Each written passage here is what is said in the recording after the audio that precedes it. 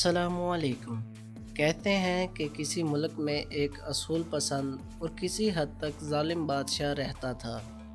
वो अपने असूलों का सख्त पाबंद था और लोग इसके सख्त असूलों की वजह से इससे बहुत डरते थे। इस बादशाह के पास बहुत ज़्यादा और हसीन व जमील कनीज़ें भी थीं।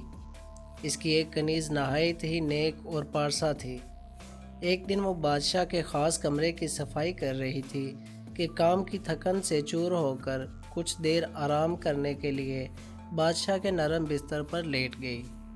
कनीज़ के दिल में ख्याल आया कि मुझे इस पर लेट कर देखना तो चाहिए कि कितना मज़ा आता है।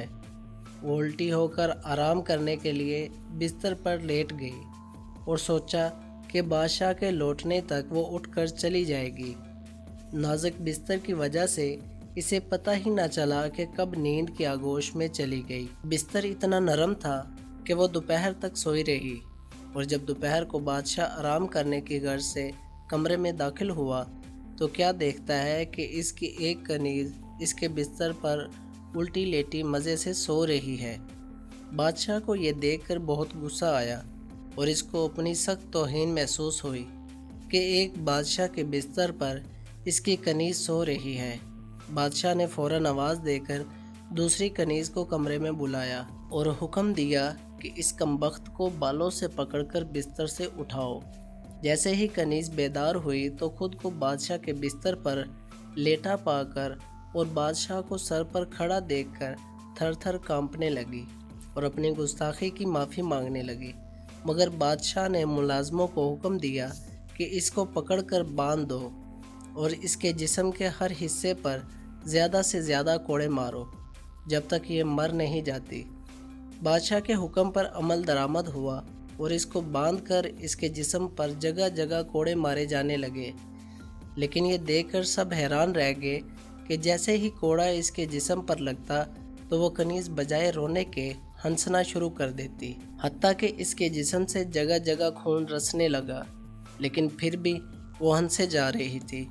बादशाह ने हैरान होकर इससे हंसने की वजह पूछी तो कनीज़ कहने लगी कि हंसने की वजह मेरे ज़ख्मी जिस्म से पूछ लो। बादशाह ने कहा कि मुझे मेरी बात का साफ साफ जवाब दो कि कोड़े खाकर तुम बजाय रोने के हंसने क्यों लगती हो। कनीज़ ने कहा कि बादशाह सलामत, मुझे बार बार यह ख्याल आ रहा है कि इस नरम बिस्तर पर चंद लम्हे सोने की मुझे इतनी सख्त सज़ा मिल रही है, तो जो शख्स हर रोज़ इस बिस्तर पर सोता है इसके साथ क्या सलूक होगा। बस इसी बात पर मुझे हंसी आ जाती है। इसकी ये बात सुनकर बादशाह अंदर से लरज़ गया और इसका जिस्म अल्लाह ताला के डर से कांपने लगा।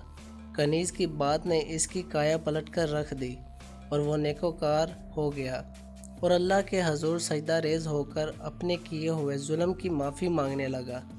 बाद में ये बादशाह बहुत ज़्यादा रहमदिल और खुदा तरस हो गया और बादशाहत छोड़कर अल्लाह की राह में निकल गया। उम्मीद करते हैं कि आज का ये वाक़या आपको पसंद आया होगा। मज़ीद अच्छे वाक़यात के लिए हमारे चैनल को सब्सक्राइब और इस वीडियो को लाइक करें और अपनी कीमती राय के बारे कमेंट में ज़रूर आगाह करें। शुक्रिया।